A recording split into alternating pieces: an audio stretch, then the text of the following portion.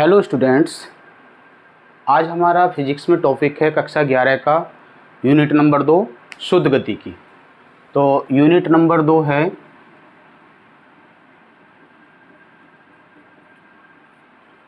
शुद्ध गति की।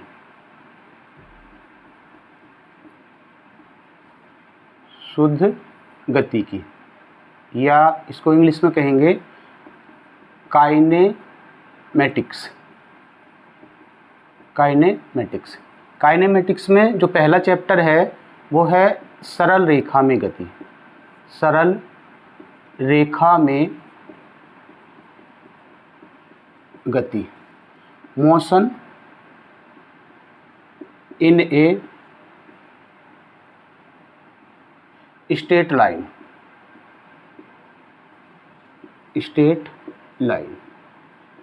सरल रेखा में गति।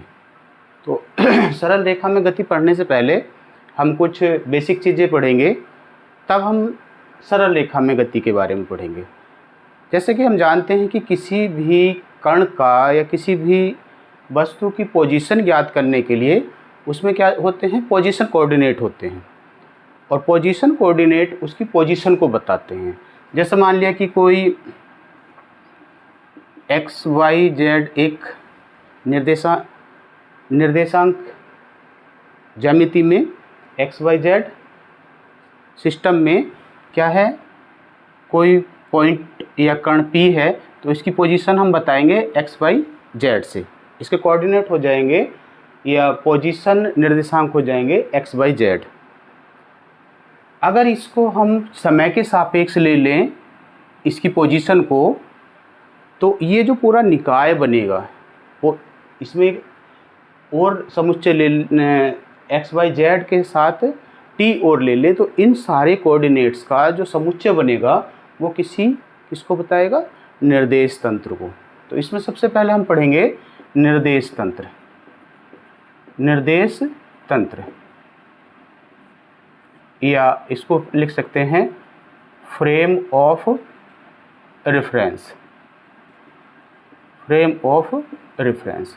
तो निर्देश तंत्र क्या हो गया, किसी भी कण की स्थिति बताने के लिए उसके साथ जो स्थिति सदिश होते हैं, स्थिति निर्देशांक होते हैं और समय होता है, इन सारे निर्देशांकों का जो समुच्चय होता है वो किसे बताता है, किसी निर्देश तंत्र को बताता है। किसी निर्देश तंत्र को बताता है। तो इसमें क्या होता है कि ये कण गतिमान भी हो सकता है, तो इसमें लिख सकते हैं हम किसी गतिमान कण की समय के साथ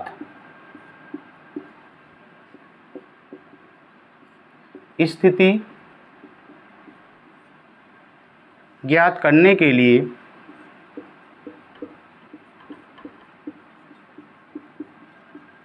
किसकी आवश्यकता होती है, निर्देश तंत्र की आवश्यकता होती है। निर्देश तंत्र की आवश्यकता होती है।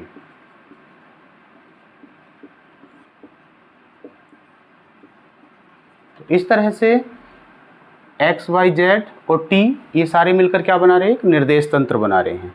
यदि ये पोजीशन कोऑर्डिनेट समय के साथ बदल रहे हैं तो फ्रेम हो जाएगा या निर्देश तंत्र हो जाएगा यदि x, y, z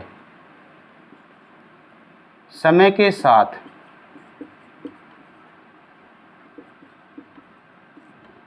परिवर्तित हो रहे हैं। परिवर्तित हो रहे हैं तो निर्देश तंत्र मूविंग या गतिमान या मूविंग कहलाता है। और यदि x, y, z यानी कि पोजीशन कोऑर्डिनेट समय के साथ न बदलें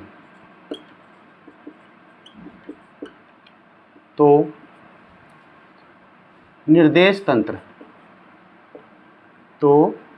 तंत्र फ्रेम ऑफ रेफरेंस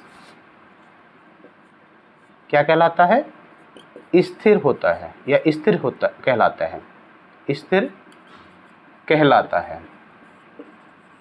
इस तरह से निर्देश तंत्र किसी भी गतिमान कण की समय के साथ स्थिति बताने के लिए जरूरी है, या निर्देश तंत्र के माध्यम से ही हम उसकी स्थिति बता सकते हैं। फिर आता है निर्देश तंत्र के प्रकार। निर्देश तंत्र मेनली दो प्रकार का होता है। पहला तो होता है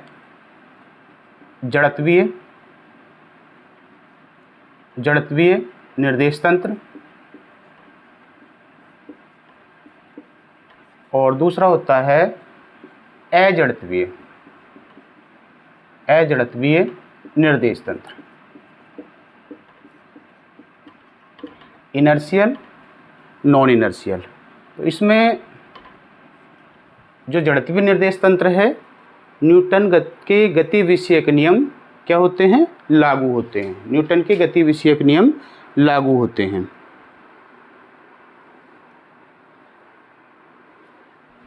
तो इसमें लिख सकते हैं ऐसा निर्देश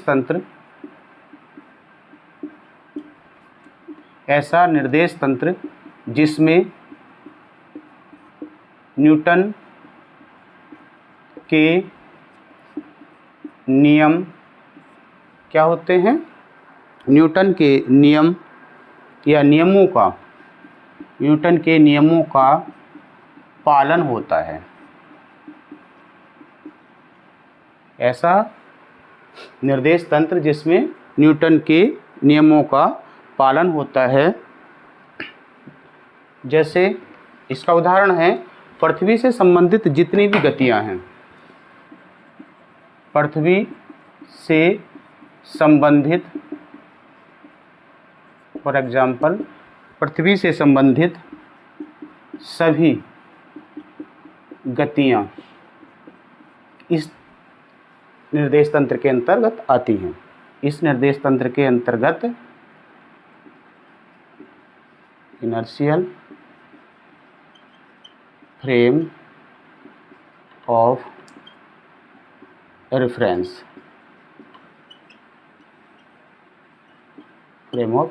दूसरा है अजड़त्वीय निर्देश तंत्र। इसको लिख सकते हैं नॉन इनर्शियल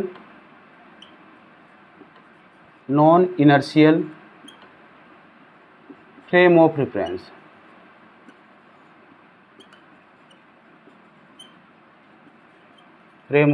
रेफरेंस। इसमें क्या होता है? न्यूटन के नियमों का पालन नहीं होता। तो ऐसा निर्देश तंत्र जिसमें न्यूटन के नियमों का पालन नहीं होता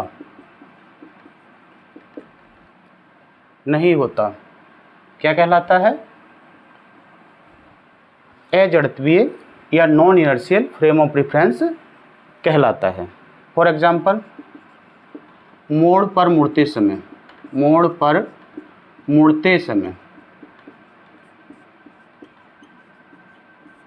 समय किसी की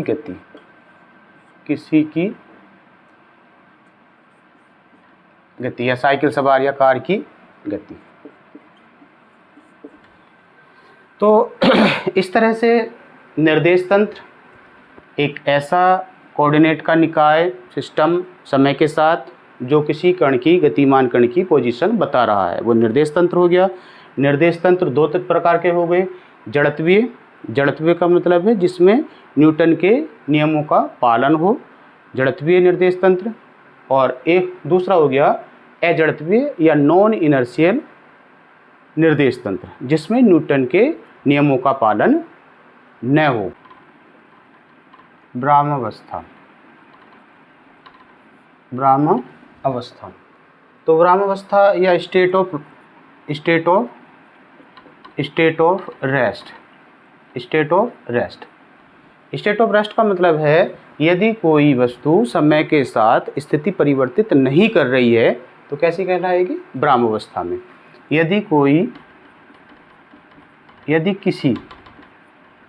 यदि किसी वस्तु की स्थिति समय के साथ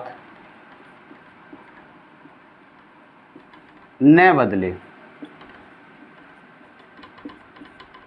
तो वह वस्तु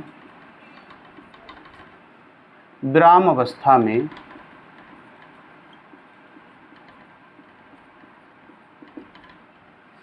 कहलाती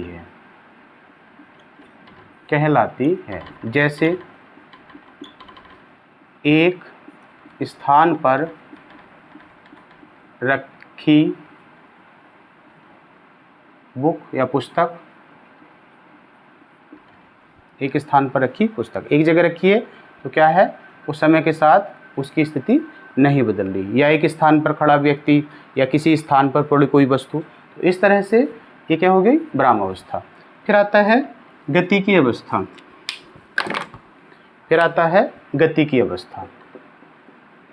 गति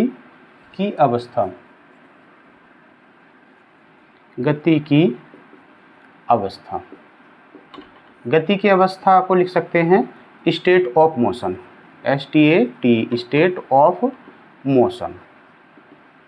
गति की अवस्था में क्या है? समय के साथ उसकी स्थिति बदलती रहे। यदि किसी वस्तु की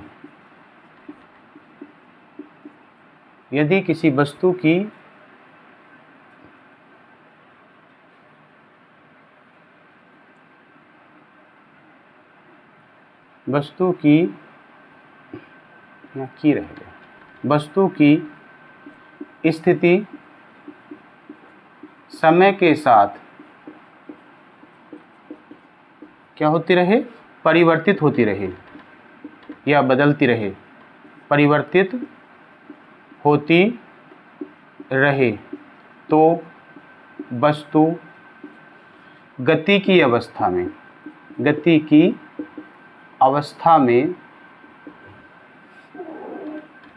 कहलाती है।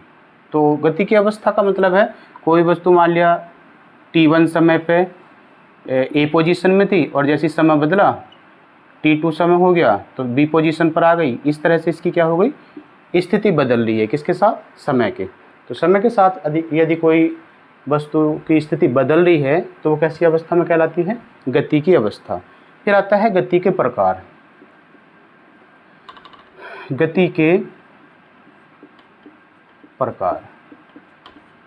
Types of motion.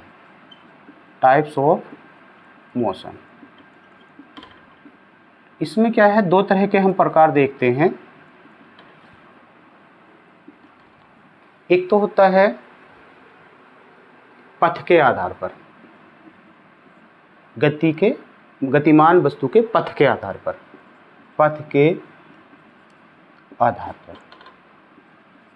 दूसरा है स्थिति निर्देशांक के आधार पर। स्थिति निर्देशांक के आधार पर।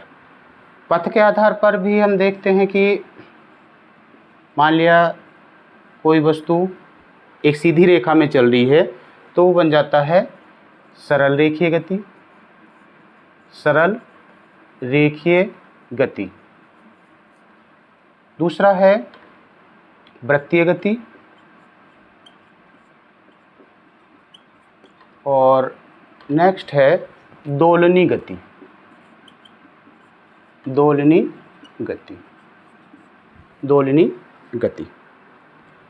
स्थिति निर्देशांक के आधार पर भी हम लिख सकते हैं।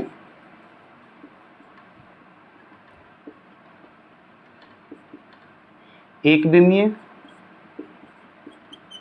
विमीय गति, दूसरा है द्विविमीय गति, और तीसरा है त्रिविमीय गति। त्रिविमीय गति, एक विमीय गति, द्विविमीय गति, त्रिविमीय गति। इनको समझ लेंगे अलग अलग थोड़ा थोड़ा सा, और इसके बाद फिर हम सरल रेखीय गति को डिटेल में पढ़ेंगे। यहाँ था गति के प्रकार। ठीक है, पहला है रेखीय, सरल रेखीय। सरल रेखीय गति, तो सरल रेखीय में क्या है, यदि कोई एक सीधी रेखा में चल रही है वस्तु, सीधी रेखा में चल रही है, तो ये क्या हो गया, सरल रेखीय गति का उदाहरण। सरल रेखीय गति हो गई। ठीक है, इसके बाद यदि कोई किसी पॉइंट को केंद्र मान करके इसके चारों ओर गति कर रही है वस्तु, तो इस तरह की गति हो जाती है वृत्तीय गति। ये हो जाती है वृत्तीय गति। ठीक है, इसके बाद है दोलनी गति। यदि किसी लाइन को आधार मान करके कोई वस्तु इस तरह की गति कर रही है, इस तरह की, यानी कि एक सामने लाइन को बार बार क्या कर रही है, एक निश्चित इंटरवल के बाद क्या कर रही है, रिपीट कर रही है, तो इस तरह की गति कहलाती है दोलनी गति। दोलनी जैसे घड़ी के पेंडुलम की गति, और ये क्या है, जैसे हम किसी पत्थर को बांध करके घुमा दें और वो वृत्तीय पथ में घूमने लगे, ये वो गति है। और सरल रेखीय गति जनरली जो हम जैसे सीधी सड़क पर चल रहे हैं, ये होती है सरल रेखीय गति। तो ये हो गई दोलनी गति। इसके बाद है एक विमीय। एक विमीय में क्या होता है, यदि एक ही दिशा में चल रहे हैं, एक ही दिशा में चल रहे हैं, जैसे इसमें मान लिया एक्स कोऑर्डिनेट, इसमें वाई कोऑर्डिनेट है, और मान लिया इसमें जेड कोऑर्डिनेट है, तो यदि कोई वस्तु सिर्फ एक ही दिशा, एक ही कोऑर्डिनेट उसमें इस्तेमाल हो रहा है, यूज हो रहा है, तो वो कहलाती है एक विमीय गति। ये हो गई एक विमीय गति। एक विमीय गति में इसका जो पोजीशन वेक्टर होगा एक होगा, एक्स वाई या जेड, जेड में से कोई एक होगा। द्विविमीय गति में, द्विविमीय गति में इसमें जो है निर्देशांक हो जाते हैं दो उसके। तो मान लिया कोई कण गति कर रहा है इस पर, तो इसकी जो पोजीशन वेक्टर पोजीशन कोऑर्डिनेट होंगे, तो पोजीशन कोऑर्डिनेट हो जाएंगे इसके एक्स वाई। तो इस तरह की गति है जिसमें दो कोऑर्डिनेट इंक्लूड हैं, वो कहलाती है द्विविमीय गति। द्विविमीय गति, द्विविमीय गति। ठीक है, तो जनरली हम क्या करते हैं, द्विविमीय गति करते हैं, और फिर आता है त्रिविमीय। त्रिविमीय में क्या है, इसको 3D भी बोलते हैं, इसको 2D बोलते हैं। 2D, 2 डायमेंशन, ये 3D भी कहलाती है। 3D में एक्स वाई और जेड, इसमें क्या होते हैं, तीन कोऑर्डिनेट सिस्टम में क्या करता है, गति होती है।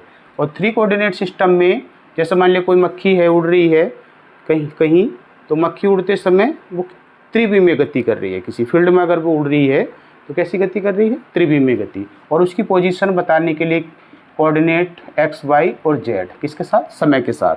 तो इस तरह की अगर गति है जिसमें तीनों पोजीशन कोऑर्डिनेट हैं, तो उसको बोलते हैं त्रिविमीय गति। त्रिविमीय गति उदाहरण बता ही दिया मैंने। इसका जनरली हम गति करते ही हैं एक विमीय में एक कोऑर्डिनेट, किसी एक निश्चित दिशा में, सिर्फ एक निश्चित दिशा में। जैसे मान लिया कोई इस तरह की गति कर रहा है, इस तरह की, इसका अगर समय के साथ एक्स दिशा में भी चल रहा है, वाई दिशा में भी चल रहा है, तो ये गति कैसी हो गई, ये गति हो गई द्विविमीय, ये 2 डायमेंशनल। और अगर मान लिया वो एक्स और वाई जेड तीनों के सापेक्ष मूव कर रहा है, तो वो हो गई त्रिविमीय। और जैसे उड़ती हुई मक्खी, उड़ता हुआ पक्षी, ये सारी गति किसकी होती है? त्रिविमीय गति, 3D मोशन। दूरी, डिस्टेंस, डिस्टेंस में है किसी गतिमान कण द्वारा निश्चित समय में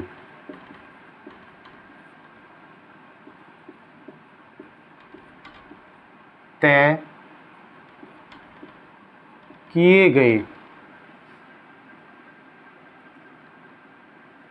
पथ का अंतराल क्या कहलाता है? दूरी कहलाता है। दूरी कहलाता है, दूरी कहलाता है। मान लिया कि कोई वस्तु ए पर थी और कहाँ पहुँच गई है? बी पर, तो इन दोनों के बीच का जो अंतराल होगा वो कहलाएगा दूरी। दूरी क्या है? दूरी एक अदिश राशि है। अदिश का मतलब है स्केलर, जिसमें केवल क्या हो? परिमाण हो, केवल परिमाण हो, दिशा ना हो, तो अदिश राशि कहलाती है। तो दूरी क्या है? दूरी एक अदिश राशि है, अदिश राशि है। ठीक है। दूसरा है विस्थापन। विस्थापन, विस्थापन को लिख सकते हैं डिस्प्लेसमेंट। डिस्प्लेसमेंट, विस्थापन क्या है? किसी गतिमान कण द्वारा जहाँ से गति शुरू होती है और जहाँ तक लास्ट हो रही है, तो उन दोनों बिंदुओं के बीच की न्यूनतम अंतराल को क्या बोलते हैं? विस्थापन बोलते हैं। तो किसी गतिमान कण के प्रारंभिक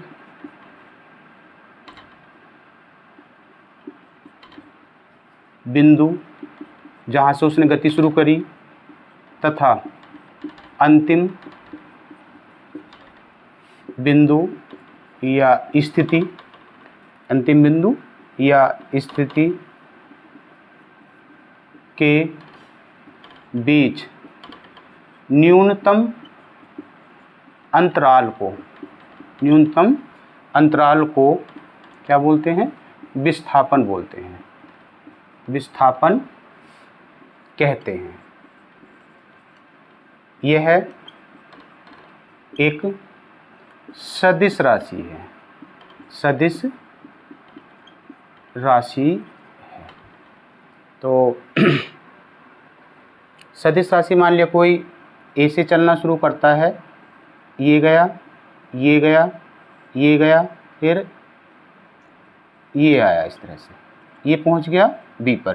तो इन दोनों के जो बीच का सूक्ष्म अंतराल होगा ये कहलाएगा विस्थापन, ये कहलाएगा विस्थापन। जबकि दूरी क्या हो जाएगी? ये मान लिया कि ये 5 है, ये भी 5 है, ये भी 5 है, और ये चला 3 किलोमीटर, किलोमीटर, किलोमीटर, किलोमीटर, और ये हो गया किलोमीटर।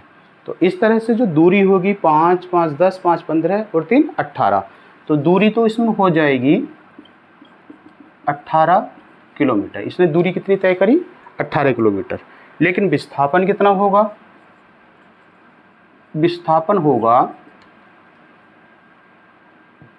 ये 3 किलोमीटर, 5 था, टोटल कितना बचा? 2 किलोमीटर हो जाएगा विस्थापन, 2 किलोमीटर हो जाएगा विस्थापन। या इन शॉर्ट हम कह सकते हैं किन्हीं भी दो बिंदुओं के बीच दिशात्मक अंतराल को विस्थापन कहते हैं। और जिसमें हम दिशा को मेंशन ना करें या जिस पथ पर वो घूम करके गया है उस पथ का जो माप होती है उसे कहते हैं दूरी, उसे कहते हैं दूरी। जैसे और समझेंगे इसको, मान लिया हमारे पास NS E north, south, east, west, ये कोऑर्डिनेट्स, ये मतलब दिशा है हमारी। तो दिशा में हम कह सकते हैं कि जैसे A है, A कोई शहर है और B भी क्या है? शहर है। तो इन दोनों के बीच का अंतराल मान लिया 20 किलोमीटर है। कितना है? 20 किलोमीटर है। तो दो तरीके हैं इसके। एक तो ये कह दें कि शहर बी ए से 20 किलोमीटर दूर है। एक सेंटेंस ये हो गया कि शहर बी ए से पूरब दिशा में, कहाँ, पूरब दिशा में 20 किलोमीटर दूर है। तो जो पहला सेंटेंस हमने कहा, तो पहला सेंटेंस बता रहा है दूरी को, और जो दूसरा सेंटेंस कहा जिसमें हम दिशा भी मेंशन कर रहे हैं, पूरब दिशा में है, तो वो बता रहा है विस्थापन को। मान लिया कि कोई वृत्तीय पथ में कोई वस्तु घूम रही है इस तरह से,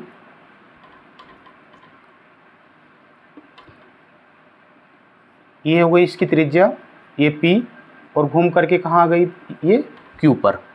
तो ऐसे जब ये घूम रही है तो घूमते हुए अगर मान लिया ये पूरा चक्कर लगा देती है, पूरा चक्कर लगा करके यहाँ से शुरू करती है और यहीं पहुँच जाती है, तो एक पूरा राउंड लगाने में जो दूरी होगी इसकी, जो इसने दूरी तय करी, वो किसके बराबर हो जाएगी, परिधि के बराबर। किसके बराबर, परिधि के बराबर। किसकी, वृत्त की परिधि, जो वृत्ताकार पथ है, और ये होता है 2πr के। विस्थापन यहाँ से ये गया था, यहीं पे पहुँच गया है, तो विस्थापन कितना हो जाएगा, विस्थापन हो जाएगा 0, क्योंकि हम कह रहे थे कि विस्थापन जहाँ से शुरू किया है चलना और जहाँ पहुँचा, उन दोनों बिंदुओं के बीच का न्यूनतम अंतराल, तो जहाँ से चला था वहीं पहुँच गया, विस्थापन हो गया 0। एक और कह रहे हैं कि मान लिया कि ये घूम करके कहाँ पहुँच गया है, Q पर। कहाँ पहुँच गया, Q पर। तो Q पर जब पहुँचा है तो इसमें दूरी इसने ये वाली, इतनी दूरी, हाफ सेमी या हाफ क्या है, सरकमफ्रेंस, यानी आधी परिधि इसने ये क्या है, ये चला। तो दूरी हो गई πr, पूरा टोटल 2πr था, तो ये हो गया आधा πr। विस्थापन हो जाएगा, विस्थापन r ये है, तो सीधा सीधा इन दोनों के बीच का जो अंतराल बनेगा 2r। चूँकि पाई का मान होता है 3.14 r, और यहाँ से हम देख रहे हैं कि जनरली क्या है, दूरी ऑलवेज क्या है, ग्रेटर देन एंड इक्वल क्या है, विस्थापन, यानी दूरी का मान क्या आ रहा है, विस्थापन से ज़्यादा आएगा या बराबर आएगा किसी पोजीशन में। तो ये हो गया दूरी और विस्थापन।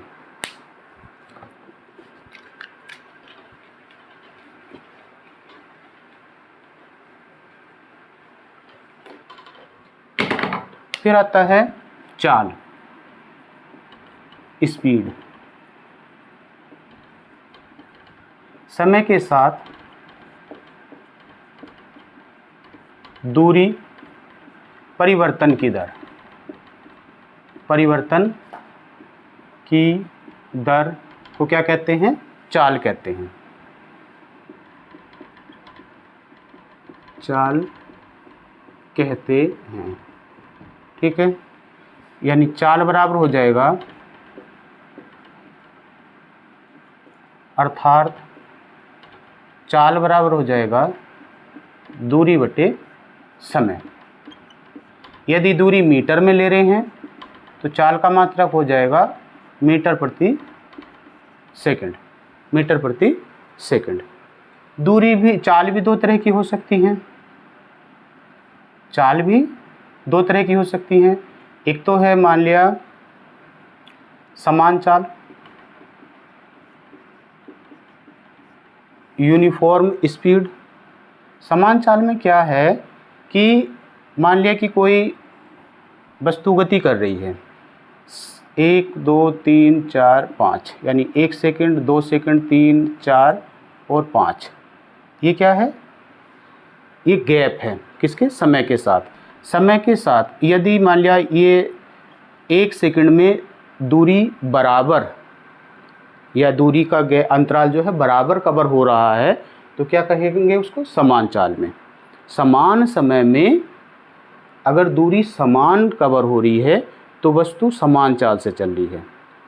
दूसरा, अगर मान लिया कि यहाँ 1 सेकंड में उसने 5 किलोमीटर चल दिया, अगले से 1 सेकंड में उसने 4 किलोमीटर चला, अगले उसमें 2 किलोमीटर चला या 4-5 किलोमीटर चला, तो इस समय यदि समान समय अंतरालों में चली गई दूरियां समान ना हो तो उसे कह देते हैं असमान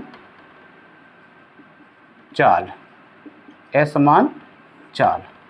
तो समान चाल का उदाहरण है, जैसे मान लिया घड़ी है, घड़ी की सुई होती है, इसका जो पॉइंट है, ये पॉइंट जो गति कर रहा है तो इसकी चाल क्या है, समान है, इसकी चाल समान है, क्योंकि समान समय अंतरालों में ये समान दूरी तय करती है, समान दूरी तय करती है। इसलिए एक समान चाल या समान चाल का, एक समान भी लिख सकते हैं इसको, एक समान चाल का उदाहरण हो गया मूव करती हुई या गति करती हुई घड़ी की सुई की नोक। असमान में किसी भीड़ भाड़ वाले इलाके में किसी कार का चलाना, किसी भीड़ भाड़ वाले इलाके में किसका चलना, कार का या गाड़ी का या साइकिल का चलना असमान चाल का उदाहरण है।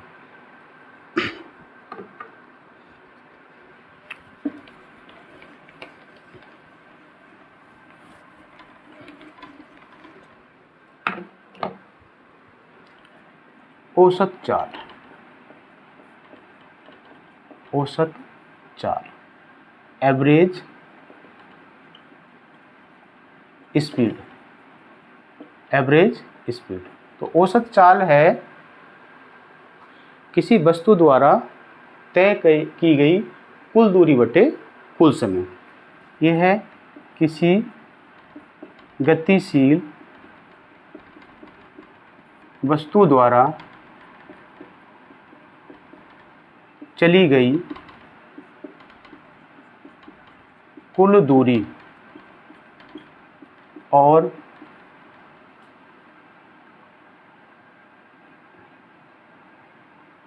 लगे समय का अनुपात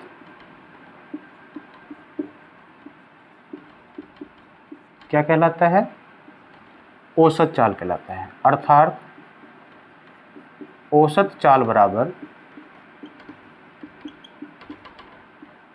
वी भी लिख सकते हैं इसको, वी एवरेज। तो औसत चाल बराबर आ जाएगा कुल दूरी बटे कुल समय, कुल दूरी बटे कुल समय। औसत चाल को हम ऐसे समझ सकते हैं कि मान लिया कोई नदी के किनारे दो हैं, एक किनारा ये हो गया, दूसरा किनारा ये हो गया, और इसके बीच की जो गैप है वो मान लिया कि x है। कोई तैराक इधर से जाता है और वो v चाल से जाता है, किससे, v चाल से, और वापस आता है v1 चाल से, और वापस आता है किससे, v2 चाल से। तो इस तरह से हम अगर इसकी औसत चाल निकाल लें, सपोज कर रहे हैं कि ये मान लिया 40 मीटर पर सेकंड है, ये मान लिया कि 60 मीटर पर सेकंड है, तो इसकी औसत चाल क्या होगी। तो इसके लिए सबसे पहले हम क्या करेंगे, यहाँ से समय निकाल लेंगे। t1 बराबर आ जाएगा x/v1, और यहाँ से वापस आने का जो समय मान लिया t2 है, तो t2 बराबर आ जाएगा x/v2, x/v2। तो t1 t2 निकाल लिया हमने, जाने का समय और आने का समय। टोटल जो इसने दूरी तय करी है, x इधर से की थी, x वापसी में की है, तो टोटल दूरी हो गई 2x, तो कुल दूरी हो गई 2x। तो इसका जो औसत चाल बनेगी वो बनेगी 2x अपॉन x/v1 यानी t1 प्लस x अपॉन कितना, v2। इस तरह से हम इसकी औसत चाल कैलकुलेट कर लेंगे।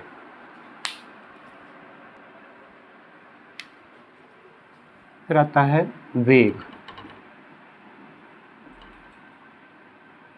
वेलोसिटी। तो वेलोसिटी का मतलब है एकांक समय में किसी गतिमान वस्तु द्वारा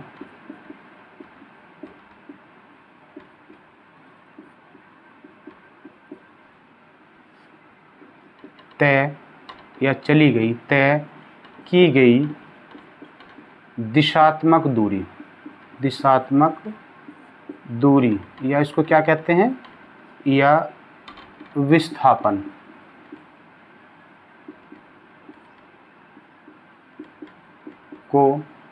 विस्थापन को क्या कहते हैं, वेग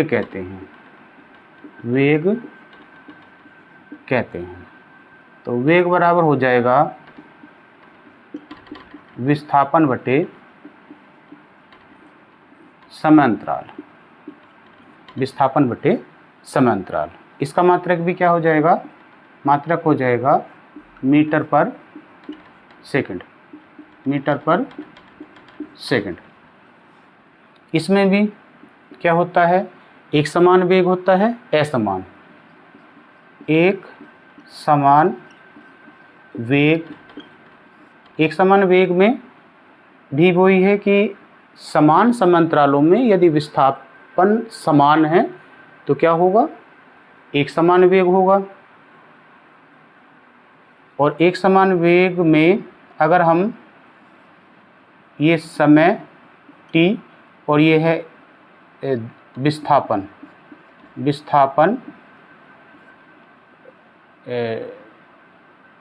s मान लें, विस्थापन s है, तो इन दोनों के बीच में जो ग्राफ बनेगा, अगर ये एक समान है, क्या है, एक समान है, तो एक सीधी रेखा बननी चाहिए। कैसी बननी चाहिए, सीधी रेखा बननी चाहिए। यानी कि जैसे जैसे समय बदलेगा वैसे वैसे क्या बदलेगा, विस्थापन।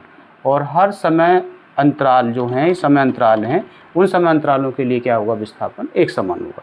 तो ये हो गया एक समान वेग। दूसरा है असमान वेग। असमान वेग में क्या है, समान अंतरालों में, मान लिया 5 सेकंड, अगले 5 सेकंड, अगले 5 सेकंड, तो विस्थापन सेम अगर है तो एक समान, और बदल रहा है या अलग अलग विस्थापन है तो वो होता है असमान वेग। असमान वेग में मान लिया ये ग्राफ है, और ग्राफ अगर इस तरह से हमें प्राप्त हो जाए, t ये हो गया विस्थापन s, और इस तरह से अगर प्राप्त हो रहा है, यानी कि इसमें क्या है, निश्चित समय अंतराल में जो विस्थापन है, निश्चित समय अंतराल में विस्थापन क्या है, सेम नहीं है, कहीं विस्थापन ज़्यादा है, कहीं कम है।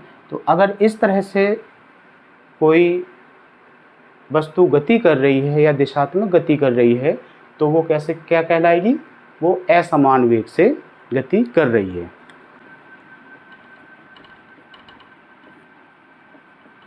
औसत वेग होता है कुल विस्थापन बटे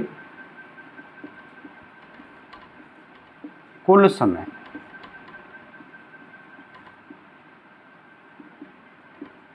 कुल समांतराल, यानी कि इसको लिख सकते हैं हम डेल्टा x अपॉन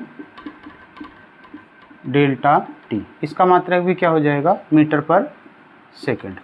ये ऐसे समझेंगे कि मान लिया कोई वस्तु है, वो u वेग से चलना शुरू करती है, और कुछ समय बाद क्या हो जाता है, उसका वेग v हो जाता है। कुछ समय बाद उसका वेग क्या हो जाता है, v हो जाता है। तो इसका जो औसत वेग हो जाएगा, मान लीजिए डेल्टा t समय में ये इतना हो जाता है, तो उसका जो औसत वेग होगा, औसत वेग बराबर हो जाएगा प्रारंभिक वेग प्लस अंतिम वेग अपॉन 2, या इसको लिख सकते हैं u प्लस v अपॉन 2, ये हो गया औसत वेग। ठीक है। त्वरण को बोलते हैं एक्सेलरेशन।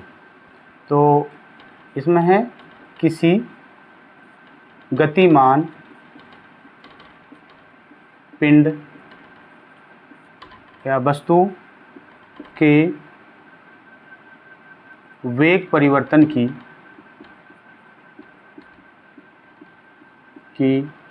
समय दर को, वेग परिवर्तन की समय दर को क्या कहते हैं, त्वरण कहते हैं। त्वरण कहते हैं। तो त्वरण बराबर हो जाएगा वेग परिवर्तन अपॉन समय अंतराल।